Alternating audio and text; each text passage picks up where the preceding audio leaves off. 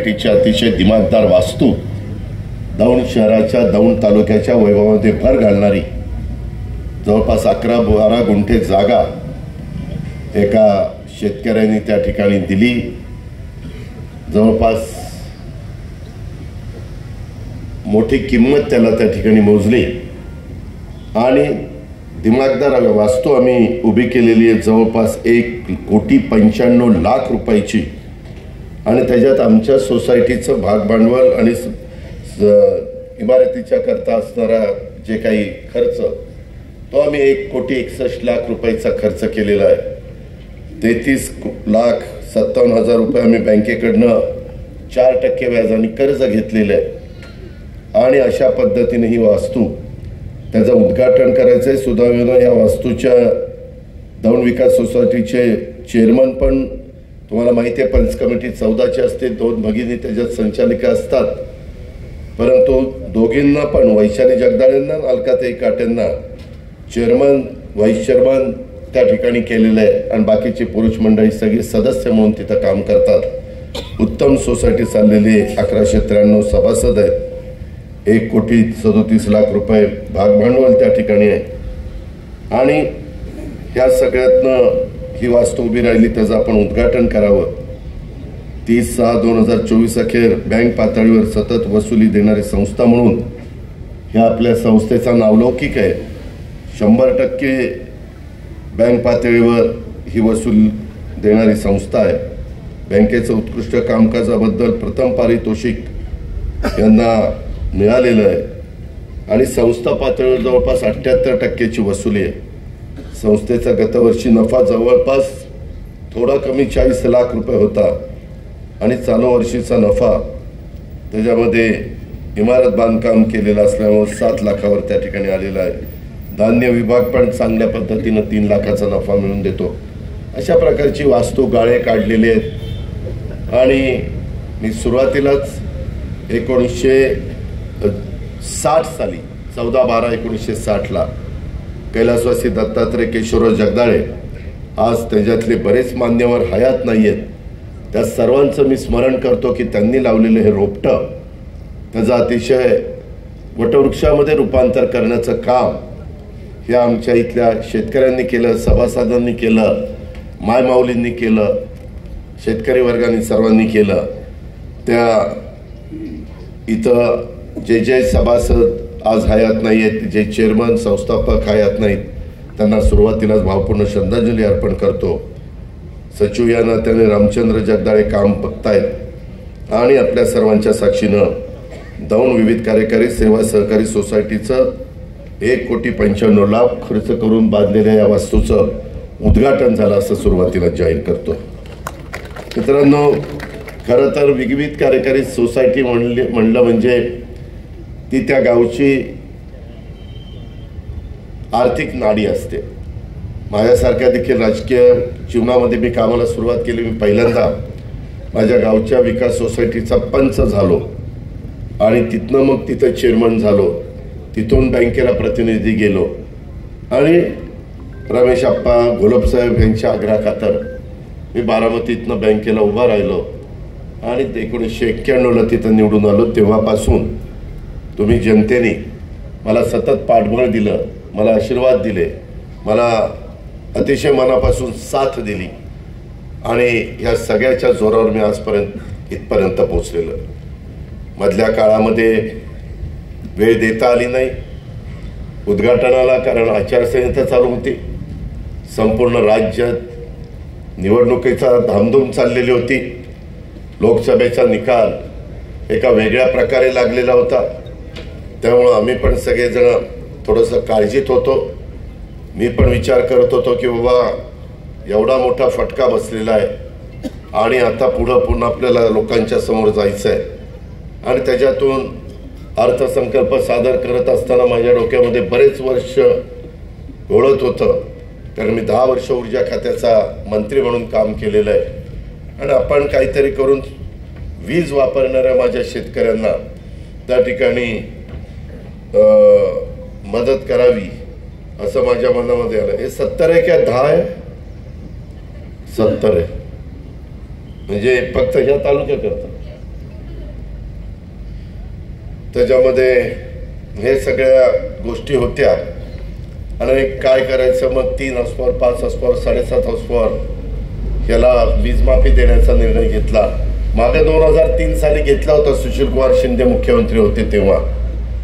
आणि तो घेत असताना आम्ही पण सरकारमध्ये होतो, परंतु आम्ही त्याचं ज्युनियर होतो. बाकीची मान्यवर तिथं सिनियर म्हणून पदमसिंह पाटील, विजयसिंह मोहिते पाटील, भुजबळ साहेब, त्याच्यामध्ये मधुकरराव पिचड, हे असे सगळे मान्यवर तिथं सिनियर नेते म्हणून काम करायचे आणि काँग्रेसचे इतर नेते मंडळी काम करायचे. निवडणुका झाल्या आणि त्याच्यानंतर पहिलं बिल आम्ही 0चं दिलं, पण निवडणुका झाल्यानंतर पुन्हा बिल द्यायला सुरुवात केली. मी म्हणलं लोक तर जोड्यानेच मारतील. ते म्हणले नाही, ते आपल्याला आता परवडत नाही म्हणले, देऊन टाकायचं बिल. आणि बिलाला पुन्हा सुरुवात झाली. आज मात्र मी कुठल्याही परिस्थितीमध्ये लेक लाडकी म्हणजे लाडकी बहीण योजना, ज्याच्यामुळं मी म्हणणारे घरी बसवण्याचं काम झालं, त्या योजनेने एवढा आम्हाला मायमाऊलींनी साथ दिली, बहिणींनी साथ दिली की राज्याच्या इतिहासात राज्याची निर्मिती झाल्यानंतर एखाद्या युतीला किंवा एखाद्या पक्षाला एकत्र येणाऱ्यांना इतक्या मोठ्या प्रमाणावर जागा मिळाल्या नव्हत्या. इतक्या जागा मिळाल्या. आम्ही 288 पैकी 237 लोक निवडून आलो आहे. कशाला म्हणतात 237? त्याच्यामुळे मी कधीतरी म्हटलं की आता व्यवस्थित कारभार होईल. अधिकाऱ्यांनाही कळलं की आता ही 5 वर्ष हलत नाही. जे इकडं तिकडं घडी तिकडं करणाऱ्यांनाही कळलं आता ही 5 वर्ष हलत नाही. त्याच्यामुळं आम्हाला आता स्थिर सरकार करायचंय, चांगलं काम करायचंय. देवेंद्रजी कामाला लागलेले, मी कामाला लागलेलो. मी कामाला लागतो म्हणजे मी सकाळी 6 वाजल्यापासून कामाला लागतो. मला आवड आहे. मला आळस प्रकार माझ्या शब्दकोशामध्ये नाहीये. आणि जनतेची कामं करायची, जनतेचे महत्वाचे प्रश्न सोडवायचे. आता तुम्ही बसलाय, हा इथला रस्ता देखील 4 लेन आपण मंजूर केलेला आहे आणि तो रस्ता बोरावके नगर दौंड कुरकुम रस्ता म्हणजे दौंड कुरकुम रस्ता बोरावके नगर ते लिंगाळी ते खोरवडी हा दौंडला बायपास रस्ता जो आहे तिथपर्यंत रस्ता 4 लेन होणार आहे. तिथनं तर पुढं 4 लेन आहे. मित्रांनो, तुम्ही पण बघताय अनेक ठिकाणी खूप जण म्हणतात आम्हाला बारामती सारखं करायचं आहे, पण मी बऱ्याचदा सांगतो नुसतं भाषण करून चालत नाही, बारामती सारखं होत नाही. आता हे 4 लेन होत असताना लिंगाळी गावामध्ये कॉन्क्रीटचा रस्ता 4 लेन होऊच शकत नाही. मी बऱ्याचदा अधिकाऱ्यांना सांगितलं बाबा पुढची 50 वर्ष डोळ्यासमोर ठेवा, असं करू नका. ते म्हणलं नाही दादा हे होऊच शकत नाही.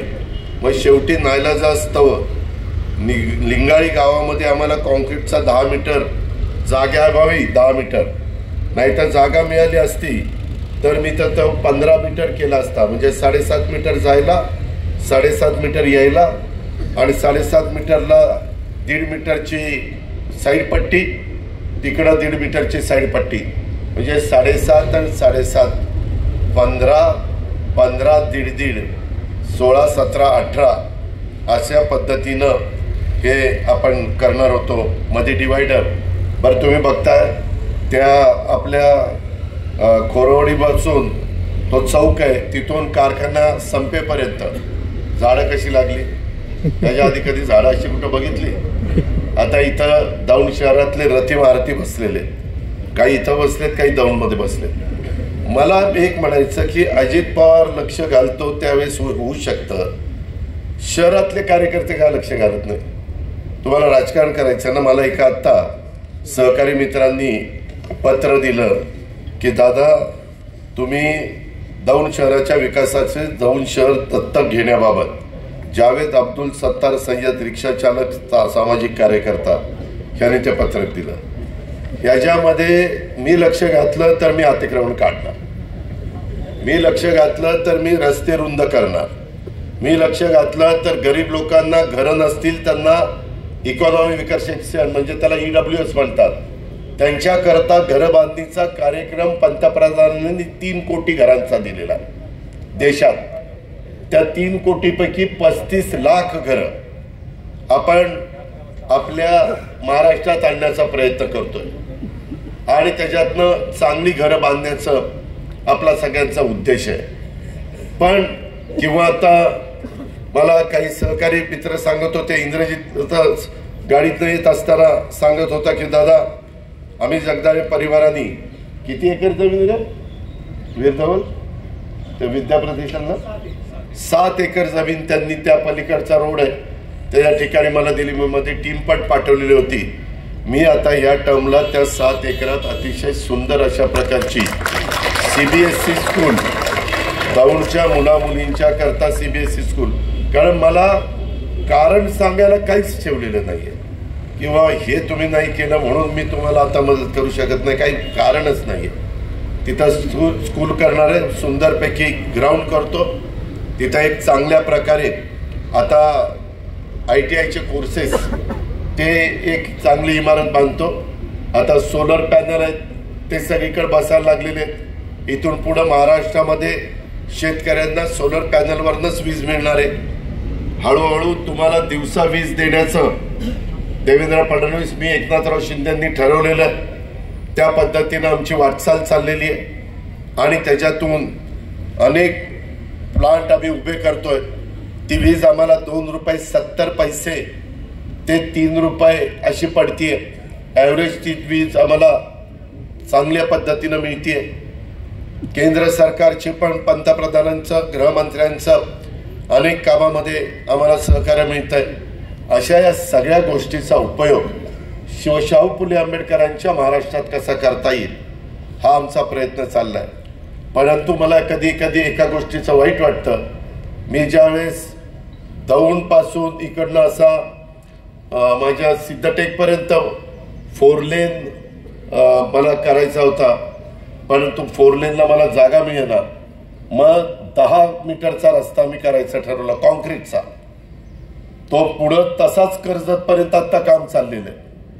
त्यात आपला तिथपर्यंत पोचला, तिथून कर्जत पुढं असाच तो आपण करतोय. ते काम जोरात चाललेलं आहे. तो 10 मीटरचाच आता आपल्याला करावा लागतोय. पण इतका फेसोफेस 10 मीटरचा झाला, इकडचा शेतकरी साईड पट्टी टाकायला पण जागा देना आणि हाही शेतकरी देना. वास्तविक त्या रस्त्यांमुळं तुमच्या जमिनीची किंमत आता इथंच 4 लेन झाल्यावर ह्या दोन्ही बाजूच्या शेतीची किंमत एवढी वाढणार आहे की तो शेतकरी विचारच करू शकत नाही, एवढी किंमत वाढणार आहे. त्याच्यामुळं जास्त जागा लागते त्यावेळेस आम्ही जमीन घेऊ ना. तुम्हाला आठवत असेल आपला कुरकुम म्हणजे असाच येतो नगरवरून दौंडवरून कुरकुम बारामतीला जाणारा रस्ता हा किती वर्ष चाललाय. मी तर तिथनं खिंडीतनं उतरताना नेहमी त्या अधिकाऱ्यांना फोन करून झापायचो. म्हटलं काय चाललंय बाबा, किती दिवस आपल्याला त्या रस्त्याचा अजून पण थोडासा कुरकुमच्या त्या MIDCच्या जवळ राहिलेला आहे. रस्ते तुम्ही सगळ्यांनी राजकारणाच्या ठिकाणी राजकारण करा, मला काही त्याचं म्हणायचं नाही. शेवटी जनता ज्याला निवडून द्यायचं त्यालाच निवडून देत असते, कुणी किती प्रयत्न केला तरी. आणि त्याच्यामुळं निवडणुका झाल्यानंतर मी हे सगळं डोक्यातनं काढत असतो. मी कालच गोळगंगा सहकारी दिगंबर तो होता ना, दिगंबर बाबासाहेब पाटील सहकार मंत्री, त्याच्यामध्ये साखर आयुक्त सहकार आयुक्त चेअरमनलाही बोलवलं होतं. काही दादा फराटे, मला वाटतं हा होता सुधीर फराटे, असे बरेच जण होते, रवी बापू काळे वगैरे. त्याच्यात म्हणलं आता आपण घोडगंगा चालू करू, वेड्यासारखं नका करू. अजित पवारने बंद पडलं, फलाने बंद पडलं, धंदे बंद करा. आम्ही काय कुठले कारखाने बंद करायला जन्माला नाही आलेलो, आम्ही बंद पडलेलं चालू करायला जन्माला आलेलो, किंवा चालू असेल ते अधिक चांगलं कसं चालेल याच्याकरता जन्माला आलेलं. शेतकऱ्यांचं दुःख मला माहिती आहे, कारण मी पण शेतकरी, माझा पण महत्वाचा धंदा ऊसाचा आहे. मी आत्ताच लोणारवाडीला दुपारी VSIची सगळी लोक बोलवलेली होती. संभाजीराव कडू पाटील, शिवाजीराव देशमुख. मी तिकडेही गेलो. मी इकडं पाणी जिथनं मलटणवरून उचललं तिकडेही गेलो. तिथं 100 एकरापेक्षा जास्त जागा VSIने घेतलेली आहे. तिथं अजून काय करता येईल मला तुम्हा शेतकऱ्यांना सगळ्यांना सांगायचं, तिथं आता दौंड आपला साखर कारखाना चालू झालेला आहे, त्याचा क्रशिंग चांगलं चाललेलं आहे, नाथ मस्कोबा चांगला चाललेला आहे. काल माझ्याकडे बोरकर पण आलेले होते, डॉक्टर आहेत ना ते, डॉक्टर बोरकर. मी त्यांच्याशी बोललो की अनुराज पण चालू करा, परंतु या वर्षी ते शक्य नाही. दौंड पण वीर धवन आणि बाकीचे जगदीश कदम वगैरे चालवत आहेत, तिकडं अंबालिका पण चाललाय. असे अनेक कारखाने चाललेले. लोकांनी चांगल्या पद्धतीने ऊस लावावा. तुम्ही म्हणाल भाव दिला पाहिजे, बरोबर आहे, भाव मिळाला पाहिजे. त्यामध्ये आता नवीन नवीन व्हरायटी पाडेगावने पण काढलेली आहे आणि आपल्या वसंतदादा शुगर इन्स्टिट्यूटने पण काढलेली आहे. शेतकरी मित्रांनो, दर वर्षी 33% क्षेत्र त्या भागातलं नवीन बेडं लावलं गेलं पाहिजे. तुमचा 3 एकर ऊस असेल तर तुमच्या तिसऱ्या वेळेला बेडं बदललंच गेलं पाहिजे, नवीन बेडं आलंच पाहिजे. आता मी बसलो होतो VSIच्या लोकांना घेऊन, त्यांनी सांगितलं दादा जयप्रकाश दांडेगावकरांचा पूर्ण कारखाना आहे, त्यांनी ते ऐकलं, त्यांची रिकव्हरी 1.5 ते 2% वाढली आणि त्यांचं टनेज पण वाढलेलं आहे. आता 86-032 आणि 265 ह्याच्यामध्ये क्रॉस करून एक नवी व्हरायटी काढली, 15-0-12. आम्ही लोक आमच्या हातात असणाऱ्या संस्था किंवा सरकारच्या हातात असणाऱ्या संस्थांमध्ये संशोधन करायला अर्थमंत्री म्हणून मी त्यांना निधी कमी पडू देणार नाही. त्यांना सतत ते रिसर्च त्यांनी करावा, उत्तम बेणं लावावं. आणि आता टिश्यू कल्चरचं म्हणजे ते एक डोळा लावून जे रोप येतं ते बेणं लावायला शिका. त्याच्यामध्ये आता मला त्यांनी दाखवलं लोणारवाडीला एवढं बेणं आहे. ते म्हणले दादा नंतर शेतकरी नेत पण नाही दौंडचे, मग आम्हाला दौंड कारखान्याला ऊस घालावा लागतो. असं करू नका ना. तुम्हाला अधिक पैसे मिळायचे असतील, आता मला काही जण इंद्रजीत दत्ता येताना सांगत होतं, दादा आता तुम्ही बघा इकडच्या भागात आमच्याकडे बंगले बिंगले चांगले व्हायला लागले. म्हणलं असं काय झालं?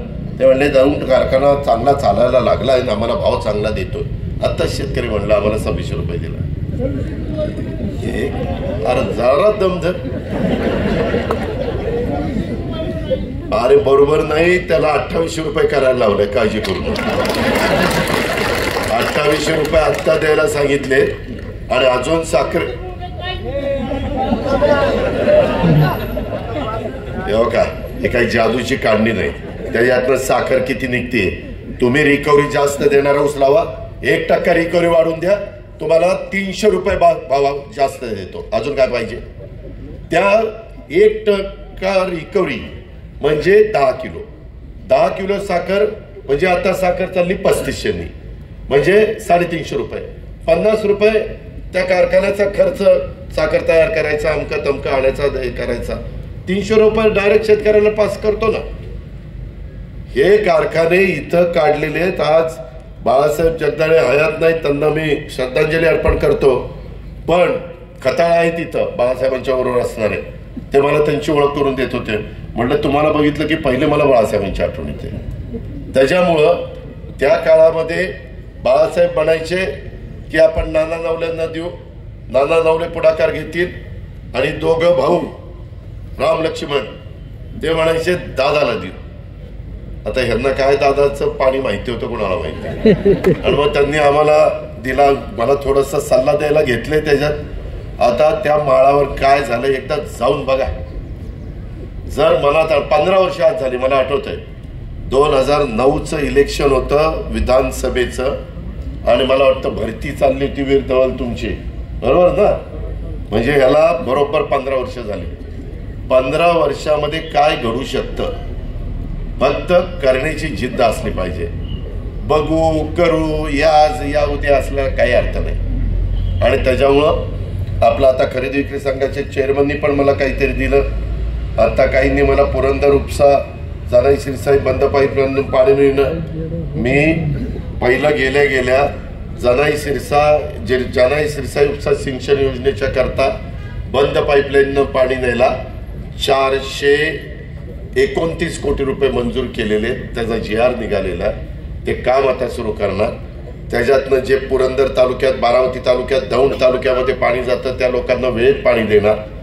आपल्या कॅनॉलमध्ये पुण्याला प्रचंड पाणी आपल्याला द्यावं लागतं. आम्ही सगळेजण बसतोय, मला दत्तामामा भरणे पण मागं लागलाय सारखं, दादा मीटिंग घ्या. आज पुण्यामध्ये 4 मंत्र्यांना संधी मिळालेली आहे.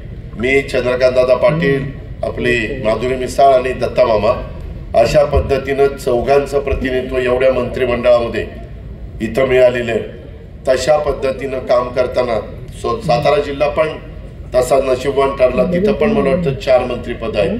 शंभूराज, मकरंदाबा, जयकुमार गोरे आणि शिवेंद्रबाबा भोसले, ह्या सगळ्या गोष्टी झालेल्या आहेत. अशा या सगळ्या गोष्टी होत असताना आता आम्हाला कामच करून दाखवायचं आहे आणि त्याच्यामुळं तुम्ही काळजी करू नका. या सगळ्याच्या बाबतीमध्ये ह्या संस्था वगैरे तुम्ही फक्त चांगल्या चालवा. सहकार विभाग आपल्याकडे असल्यामुळं तिथं कुठं अडचण नाही. पण जर माझ्या जवळचा माणूस सहकारी संस्था चालवत असताना चुकला तर मी त्याच्यावर पण कारवाई करणार. मी त्याच्यामध्ये उपमुख्यमंत्री किंवा राष्ट्रवादी काँग्रेस पक्षाचा अध्यक्ष चुकीच्या कामाला पांघरून घालण्याच्या करता झालेलो नाही. मला जनतेने पाठिंबा दिलेला आहे. मी थोडासा लोकसभेला माझा रिझल्ट मला कमी मिळाला, 25% मिळाला. त्याच्यामुळे मी जरा कमीच जागा घेतल्या. म्हणलं आधाशासारख्या जागा नको घ्यायला, पण मर्यादित जागा घेऊन चांगल्या पद्धतीनं उमेदवार आपण निवडून आणले. जिल्ह्यामध्ये तर आम्ही सगळेच लोक त्या ठिकाणी जवळपास निवडून आलो. महायुतीचेच सगळे उमेदवार आहेत. तुमच्या पुणे जिल्ह्यात 21च्या 21 उमेदवार महायुतीचे आहेत की नाही? एक पण आघाडीचा उमेदवार नाही. मी त्याच्यामध्ये ठीक आहे, प्रत्येकाला काय काय काय वाटतं, प्रत्येक जण काय काय, तर इतके गंमत. मी काय कायना आमदार केलं मागच्या वेळेस, तसं बघितलं तर बरंचसं काम मी बघायचो. आणि नंतर मी ही भूमिका घेतल्यावर मला एक जण म्हणला, नाही बाबा मी नाही येणार तुमच्यावर. अरे म्हटलं, तू तर पहिल्यापासून माझ्या बरोबर, जिथं दादा तिथं मी, आणि तू माझी भावकी, आणि असं का करतोय? नाही नाही म्हणले दादा, मला नाही जमणार. मनात म्हणलं बर इलेक्शन येऊ दे, ह्याच्याकडे बघतोच म्हणलं. आणि तिथं जाऊन सांगितलं, ह्याला नाही पाडलं ना, ह्याला अजित पवार नाव नाही लावणार. आणि त्याच्यामध्ये माऊली कटकेला उभा केला. माऊली तर माझा कळत नव्हतं, पण माऊली मला माहिती होतं, ही माऊली कटके जरा चांगला आहे, स्पार्क आहे त्याच्यामध्ये. 5 लाखाने निवडून आला. आता इथं दिगंबर दुर्गाडे बसले. त्या मावळ तालुक्यात मी सुनीलला मागच्या वेळेस तिकीट दिलं. बाकीच्यांना म्हणलं मला यावेळेस सुनीलला द्यायचं, एकच टर्म झाली, चांगलं काम करतोय, असं करू नका. सगळ्यांनी मिळून सगळ्यांनी त्या बापू भेगडेला उभं केलं. मी त्याला बापूला म्हणतो, अरे बापू नको, हे तुझं काम नाहीये, तू कारखान्याचा व्हाईस चेअरमन आहे, तिथं बघ बाबा. दादा आता सगळे माझ्या मागं उभे आहेत, मी निवडून देणार. लाखाने पडला. किती? 1 लाखाने. माझ्या भागात आमचा लोकसभेचा उमेदवार 48,000 पडला. मी माझ्या भावाला निरोप पाठवतो, अरे नको माझ्या विरोधात तुझ्या पोराला उभं करू. अरे नाही, बारामती साहेबाच्या माग आहे. म्हणलं आहे, मी कुठं नाही म्हणतोय, पण साहेबाचा नंबर झाल्यावर बारामती दादाच्या मागे आहे. मला लाखाच्या पेक्षा जास्त मतांनी निवडून दिलं. मी आपला गप बसलो. सगळं खानदान माझ्या विरोधात प्रचार करत होतो. इथली पण आमची भावकी, अरे आप्पासाहेब असं नको करू, आप्पासाहेब असं नको करू. दादा जमणार नाही. अरे आप्पासाहेब नको रे बाबा, आपण सगळे साधारण पुढं मागच्या वयाचे आहेत, जरा चांगलं करू. बघा, एकदा संदीप आली आणि ती दवडली तर 5 वर्ष गप्प बसावं लागतं. आता 5च वर्षानं निवडणुका का आता येत लगेच? बरं असंही नाही काठावर बहुमत आहे, फुटाफूट होईल. नाहीतर आम्हाला मागे नेहमी सांगायचे, आत्ता पडणार आहे सरकार, आत्ता पडणार सरकार. आम्ही आपलं एक दिवस सरकार पडेल, सरकार पडेल, कशाचं सरकार पडतंय काय होतंय. त्याच्यामुळं आपल्याला आता ते करायचं नाही. ही सोसायटीचं काम आहे. लोक म्हणतील काय याने सुरू केलंय. सोसायटीचं आपल्याला संस्था चांगल्या चालवायच्या. मधी दिगंबर तुम्ही चेअरमन आहात, आप्पा तुम्ही माझी चेअरमन आहात. सहकारामध्ये अनेक जण नावाजलेले आहेत. सहकारामध्ये काय काय दुरुस्त्या करायच्या माझ्या अमित शहानाच मी परवा पण भेटून आलो, तुम्ही वाचला असेल पेपरला. आपण ही सहकार चळवळ टिकूया, त्याच्यात येणाऱ्या त्रुटी अडचणी दूर करूया, ते सचिव लोकांचं पण काही प्रश्न आहे तेही सोडूया. आज माझ्या लाडक्या बहिणी पण भेटल्या, त्यांनी पण काही प्रश्न त्यांचे सांगितलेले आहेत. मी सोमवारी मुंबईला गेल्यानंतर त्या कामामध्ये त्या ठिकाणी लक्ष देतो. काही गोष्टीचा शब्द तुम्हाला दिला आणि तो पाळला गेला नाही, असं होणार नाही. का ठरलेलं होतं आणि का पाळलं गेलं नाही तेही त्या ठिकाणी बघतो. आणि काही झालं तरी आम्हाला थोडी आर्थिक शिस्त लावावी लागणार आहे, त्याच्यामध्ये कुठं दिरंगाई होणार नाही. पण ही सगळी कामं मंजूर करत असताना आता हे काम जे काही मंजूर केलं, तुम्हाला माहिती आहे आता सांगितलेलं काम 45 कोटी 30 लाखाचं आहे. कशाला म्हणतात 45 कोटी 30 लाख? पण आता ते आपल्याला करायचंय. तुम्ही सगळ्यांनी त्याच्यामध्ये मला साथ द्या, आपल्या सरकारला साथ द्या, त्या पद्धतीनं आपण करू. आता लाडकी बहीण योजना एका दौंड तालुक्यामध्ये आतापर्यंत 70 कोटी रुपये आम्ही महिलांना दिले. कुठल्या महिलांच्या करता? मी पुन्हा महिलांना तुम्हाला सांगतो, ही योजना माझ्या खुरपणीला जाणारी जी भगिनी आहे, कांदा लावायला जाणारी जी भगिनी आहे, आता कांदा एकरी 5,000 रुपये रेट चाललं ना, लावणीचा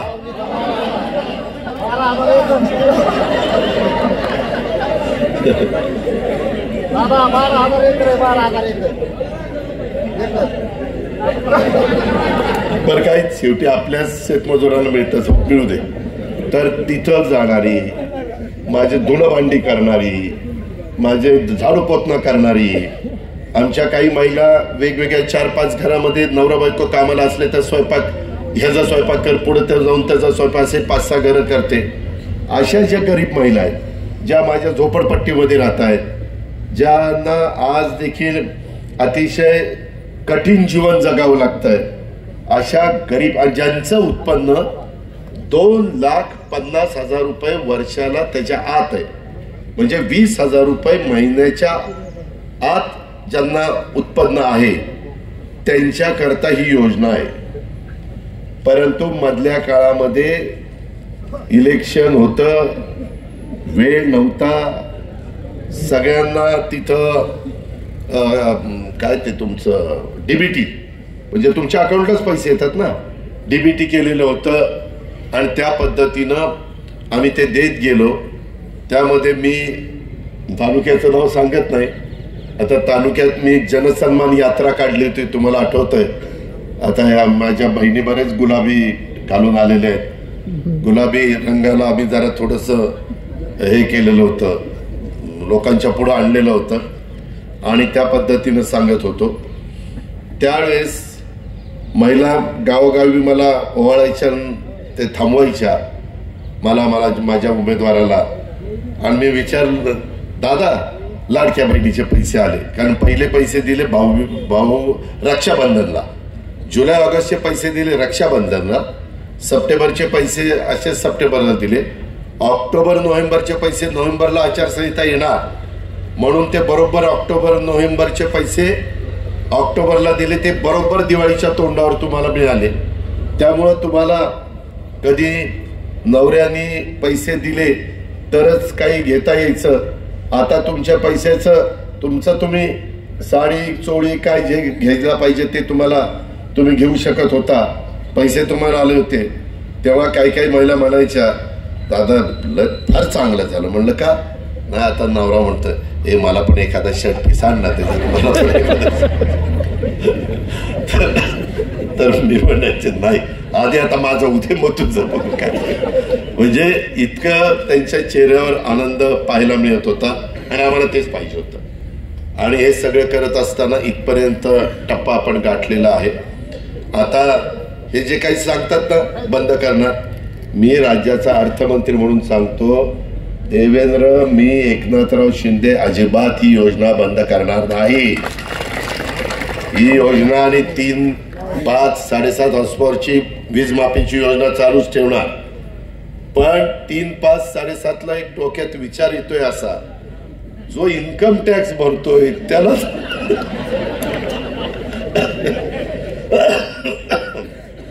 त्याला इन्कम टॅक्स भरत असताना पुन्हा फुकट द्यायचं म्हणजे लयच भारी पडतंय. त्याच्यावर ते जरा अजून मला द्यायचंय ते गरजूला द्यायचंय, गरीबाला द्यायचंय, ज्याला खरोखरीच गरज आहे त्याला द्यायचंय. ह्या पद्धतीनं आपल्याला पुढे जायचंय. त्याच्यामुळं हे मध्ये मध्ये म्हणतात ना, काय काय आमचे विरोधक फार आमच्यावर प्रेम होतो चाललंय त्यांचं, हे आता बंद करणार, हे आता असं करणार, का पैसे देत नाही, कधी पैसे देणार आहे, देणार आहे, काळजी करू नका. त्यांच्या अकाउंटला पैसे देणारे. पहिला तर योजना आणली तेव्हा यांनीच माझी चेष्टा केली. काय दिले तर 1,500 रुपये. 1,500 काय होते, 1,500 काय होते ते कळलं सगळ्याला. चांगल्या योजना आल्यानंतर समाज कसा उभा राहतो हे चांगलं कळलं. कधी देशाच्या राज्याच्या इतिहासात 237 जागा नव्हत्या कधीच. चव्हाण साहेबांच्या काळात नाही, वसंतदादांच्या नाही, पवार साहेबांच्या काळात नाही, मनोहर जोशींच्या काळात नाही, मुंडे साहेबांच्या काळात नाही, कुणाच्याच काळात नाही. शंकरराव चव्हाण खूप जणांची नावं घेता येते. एवढ्या भरभक्कम पाठिंबा आलेला, त्याला कुठेही आता दृष्ट लागू देऊ नका. आम्ही आपली काळी भावली आता देवगिरीला बांधतोच आणि या पद्धतीने आपण जाऊ. मनात पण कुणाबद्दल ठेवायचं नाही. आपासाहेब काळजी करू नका, कुठं बसलं माझ्या बरोबर. भावकी भावकी भावकी, शेवटी काय असेल ती भावकी एकमेकाला साथ देत असते. त्याच्यामुळं तिथं काही काळजी नाही. बादशाह तू पण काही काळजी करू.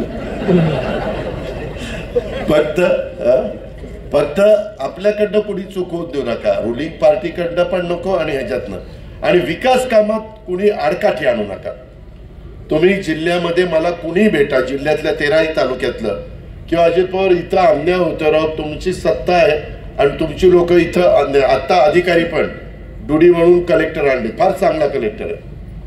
त्यांना सांगितलेलं आहे माझ्या जिल्ह्यातले प्राथमिक आरोग्य केंद्र नंबर 1 झाले पाहिजे. ओपीडी माझ्या गरीब महिलांना, माझ्या गरीब पुरुषांना तिथं मस्तपैकी ट्रीटमेंट मिळाली पाहिजे. तुम्ही आज मी सांगतो, कारण तसं बघितलं तर उपमुख्यमंत्री झाल्यानंतर दौंड तालुक्यात माझा पहिलाचा कार्यक्रम आहे. पण तुम्हाला आज सांगतो, आपल्या जिल्ह्यातल्या ओपीडी प्राथमिक आरोग्य केंद्र आणि तुमच्या जिल्हा परिषदेच्या शाळा, प्रायमरी स्कूल वगैरे आहेत ना, त्या आता इतक्या चांगल्या करायचा निर्णय घेतला आहे की तुम्हालाही वाटेल की नाही राव हे खरंच बोलतंय तसं करतंय. अशा पद्धतीनं सीओ म्हणजे मुख्य कार्यकारी अधिकारी गजानन पाटील माझ्याकडे मला वाटतं 15-1 वर्ष त्याला आणलेलं आहे. त्यालाही सांगितलं भेदभाव करायचा नाही. गावाला दिलेल्या पैशाचं काम चांगलं दर्जेदार झालं पाहिजे, क्वालिटीचं काम झालं पाहिजे आणि खरोखरीच लोकांना समाधान वाटलं पाहिजे. अशा पद्धतीनं त्यालाही जबाबदारी दिलेली आहे. कलेक्टरला सांगितले आता एसपीचंही प्रमोशन होतं, एसपी पण चांगला आणतो, कडक एसपी आणतो. अजिबात दारू धंदे बिंदे इथं तुम्ही सगळे पोलीस उभे आहेत, तुम्हाला बाकी सगळी घरं सगळे काही इन्फ्रास्ट्रक्चर, गाड्या घोड्या. आता सीपीचं कार्यालयाचं काम सुरू केलंय पुण्याचं, पिंपरी चिंचवडचं सीपी कार्यालयाचं काम सुरू केलंय, पुण्याचं केलंय, एसपी कार्यालयाचं काम सुरू केलंय, अनेक कामं सुरू आहेत. ही सगळी कामं आपण चांगल्या पद्धतीने करणार आहे. पण पोलिसांचा आधारयुक्त दबदबा असला पाहिजे. आया बहिणींच्यावर आणि मुलींच्यावर कुठंही काही वेडेवाकडे प्रकार होता कामा नये. त्याच्यामध्ये कुणी काही चूक केली त्या नराधावाला अशी का शिक्षा झाली पाहिजे की परत त्याला 7 जन्म आठवले पाहिजे. आणि त्याच्यात राजकीय हस्तक्षेप अजिबात होऊन देणार नाही.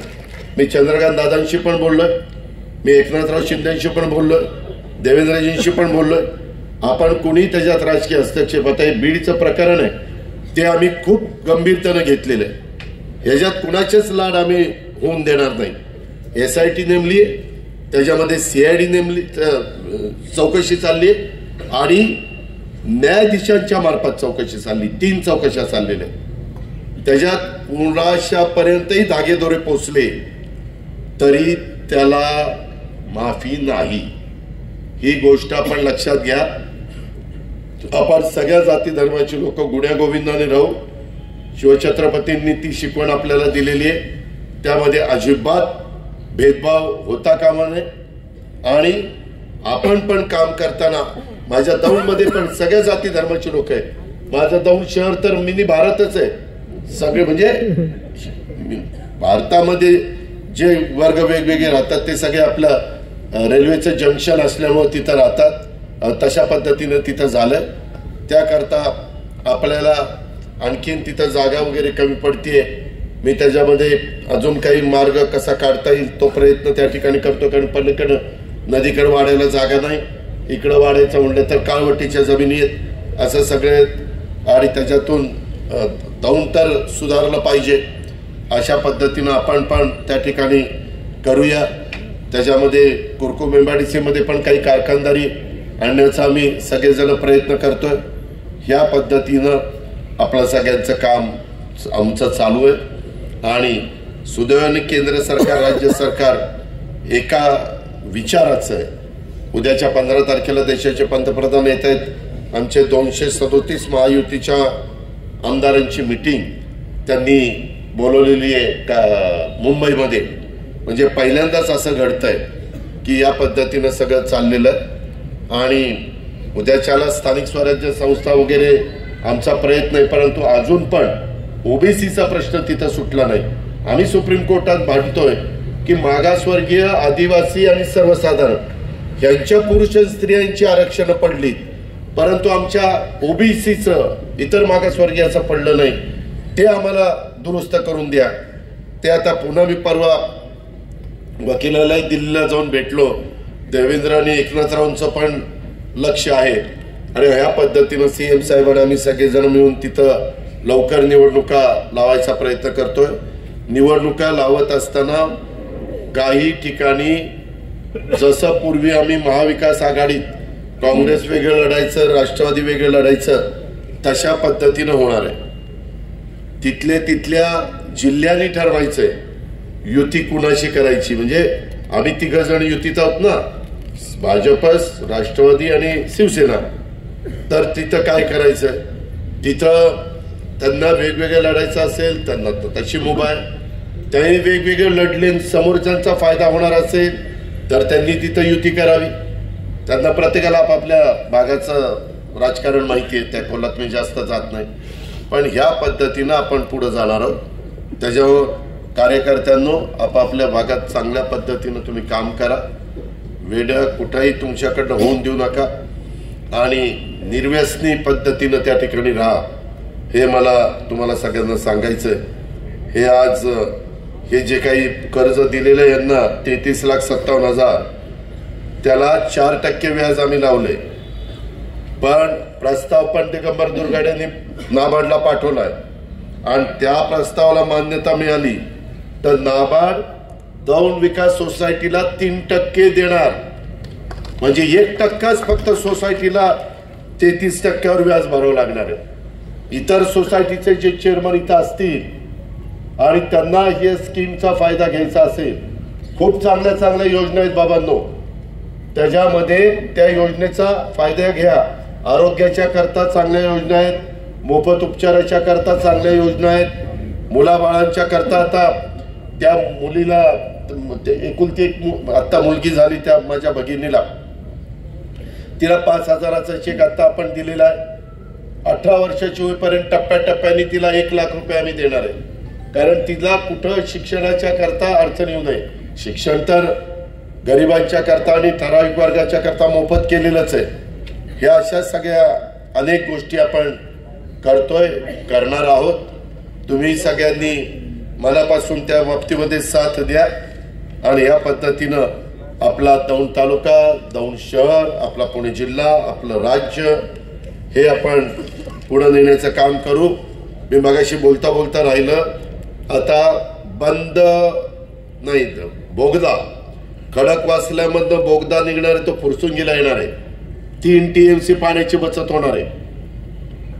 त्याचा फायदा डायरेक्ट इनडायरेक्ट इंदापूर तालुका, दौंड तालुका, बारामती तालुक्याला होणार आहे, हवेली तालुक्याला होणार आहे.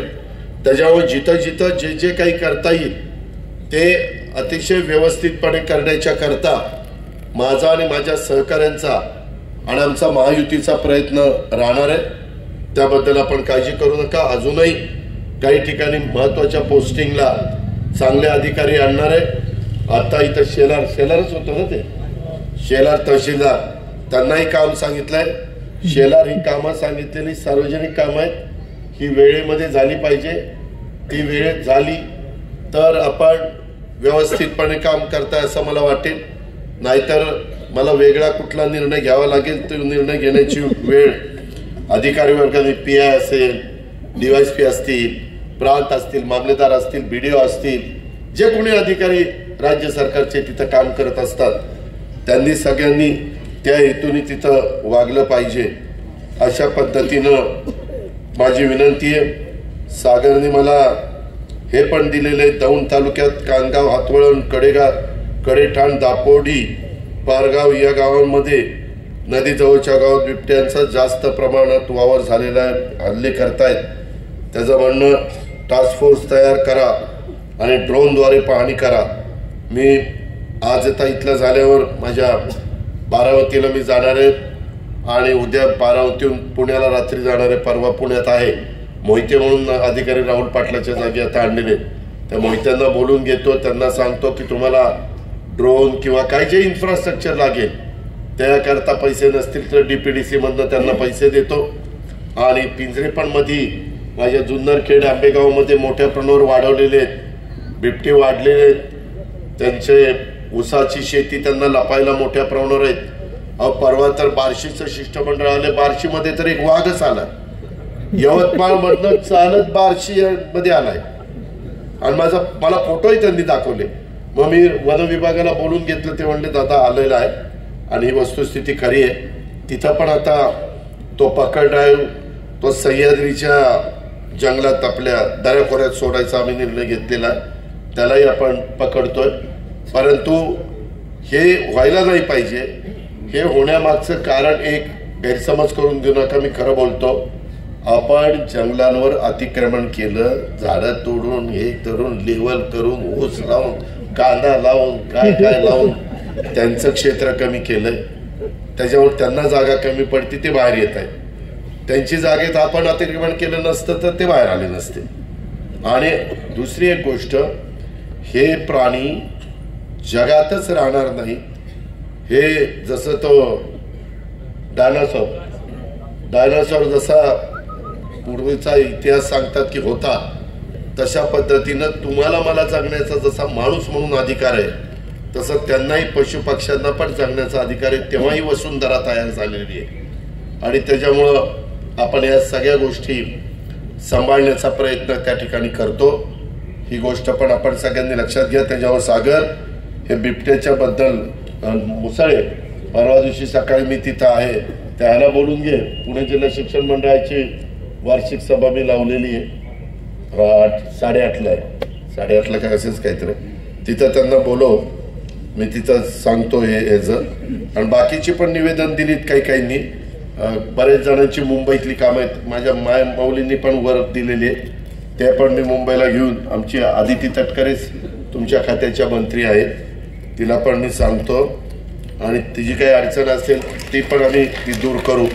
काळजी करू नका, तुम्ही तुमचं काम चोख करा, आम्ही आमचं काम चोख करू, असं आपण लाडकं करून टाकू आणि आपली पुढं वाटचाल त्या ठिकाणी ठेवू। मला विशेषतः आमच्या इथं असणाऱ्या वैशालीताई विठ्ठल जगदाळे, अलकाताई संभाजी काटे आणि त्यांच्या पंच कमिटीचं कौतुक करायचंय, सभासदांचं कौतुक करायचंय। खरोखरीच अतिशय उत्तम अशा प्रकारची इमारत इथं त्या ठिकाणी झालेली आहे। मात्र आता ह्या रोडच्या कामाला सगळ्यांनी सहकार्य करा अशी विनंती मी या रोडच्या दोन्ही बाजूच्या असणाऱ्या शेतकरी वर्गाला या निमित्तानं करतो। आणि इतर पण जे काही महत्त्वाचे प्रश्न आहेत त्या प्रश्नाला टप्प्याटप्प्याने, काही ताबडतोब सोडवण्याचे असतील ते ताबडतोब सोडू, काही थोडेसे 1-2 वर्षांनी तशा पद्धतीनं करू।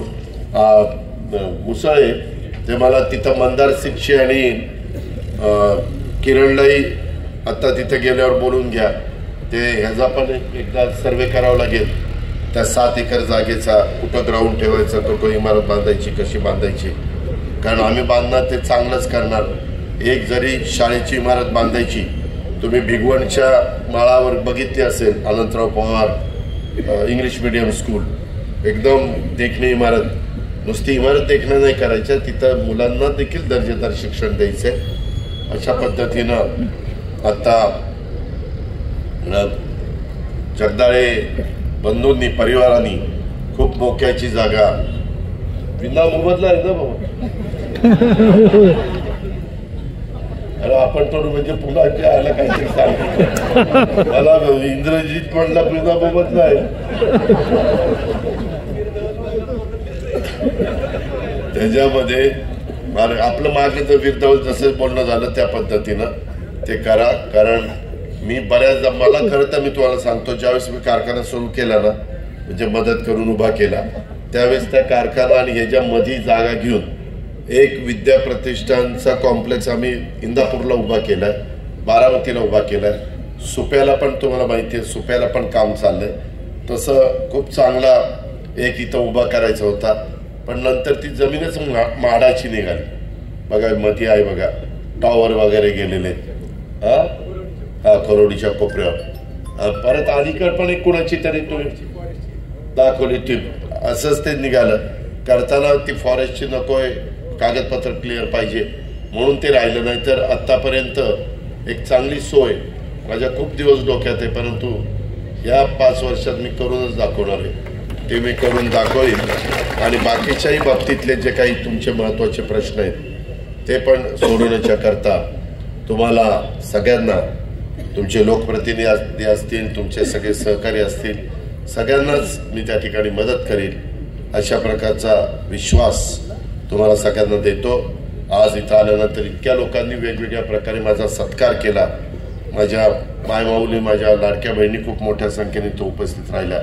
मला यावेळेस पुरुष मंडळींनो मला जाणवायचं, मी सभांना जायचो ना, मी इतके वर्ष, आता 35 वर्ष झाली मला राजकीय जीवनात. तुम्हीच पहिल्यांदा मला 91 साली खासदार केलेलं होतं, या तालुक्याने लीड दिलेला होता. त्यावेळेस महिला 10च असायच्या, नंतर 33% महिलांना, मला वाटतं 92ला बहुतेक इलेक्शनला पण महिला आरक्षण थोडंसं आणलं, पण महिला यायच्या नाही. ह्यावेळेस आमच्या सभेला पुरुषांच्या पेक्षा महिलांची संख्या जास्त असायची. आणि त्याच वेळेस एक मन म्हणायचं, नाही जमणार आहे यावेळेस, जमणार आहे. आपल्याला जरी आपल्या बंधूंनी मुलाला उभं केलं तर आपल्याला बहिणी वाचवणार आहे. आणि त्या पद्धतीनं आम्हाला सगळ्यांना तो अनुभव आला, पण जबाबदारी फार वाढलेली आहे मित्रांनो. अक्षरशः कधी कधी जे विचार करत असतो आम्ही की आता काय कारणच ठेवलं नाही, आता सगळं व्यवस्थितच राज्याचं भलं हे आपल्याला करावं लागणार आहे, रोजगार निर्माण करावं लागणार आहे, कारखानदारी वाढवावी लागणार आहे, आणि त्याच्यातून एक आर्थिक सुबत्ता या सगळ्या भागामध्ये आपल्याला आणावी लागणार आहे. ते करण्याच्या करता आम्ही सगळेजण मनापासून कामाला लागलोय. तुम्ही आजपर्यंत जशी साथ दिलेली आहे तशी पुढेही साथ द्या आणि अशाच उत्तम पद्धतीच्या संस्था चालवा. आणि तुमची शेतीवाडी पण आपला अजून 0% आहे का रे पीक कर्ज? पीक कर्ज 0%, त्याच्यात आम्हाला 3 लाखापर्यंत आपण किती त्याचा बचत सहन करतो, तर आपण नफ्यातनं, अरे मग किती कोटी रुपये आपण घालतो ना, घालतो मागे काहीतरी 8-10 कोटी रुपये आपल्याला. अशा पद्धतीनं आपण ते करतो का, तर माझ्या शेतकऱ्याला 10 रुपये शेकड्याने जाऊन नंदीवाल्याकडनं, माकडवाल्याकडनं पैसे घ्यायला लागू नये, त्याच्या पोटावर मी पायच दिला. 3 लाखापर्यंत कर्ज, बिनव्याजी कर्ज आपण त्या ठिकाणी देतो. हे पण महत्वाचं काम आपल्या जिल्ह्यामध्ये आपण करतो. बाकीच्या जिल्ह्यामध्ये बऱ्याचशा असं का होत नाही, त्यांच्या बँका चांगल्या चाललेल्या नाहीयेत, पण आपण सगळ्यांनी मिळून, त्याला सगळ्यांचंच योगदान आहे, मी कोणाला एकट्या दुकट्याला त्याचं क्रेडिट त्या ठिकाणी देत नाही, पण या पद्धतीनं आपण पुढं चाललोय. ही पण गोष्ट आपण सगळ्यांनी ध्यानात घ्या. अशाच पद्धतीनं तुमच्याही कानावर काही चुकीचं आलं आणि तुम्हाला वाटलं की आपण अजितला सांगितलं पाहिजे, तर माझी दर आठवड्यातनं एकदा पुण्याला मी थांबणार आहे, दर आठवड्यातनं एकदा बारामतीला पण मी थांबायचा प्रयत्न करणार. बारामती तर तुम्हाला जवळच आहे आणि तुमचे पण काही असे कार्यक्रम वगैरे असले तर येऊन माझ्या भाषणात मी दिगंबरला म्हणलं की मला जरा बाकीचं सगळं सांगायचं म्हणून मीच बोलतो.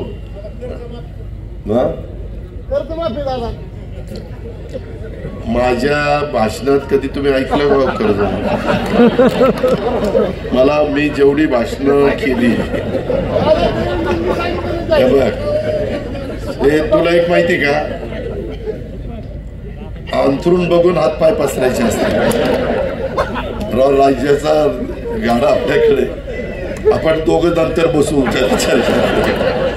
तुला मी माझी परिस्थिती सांगतो, मग तू मला तुझा सल्ला दे आणि मग त्याच्यातनं काही जमत असेल तर करू. आपण करायला कमी नाही पडणार.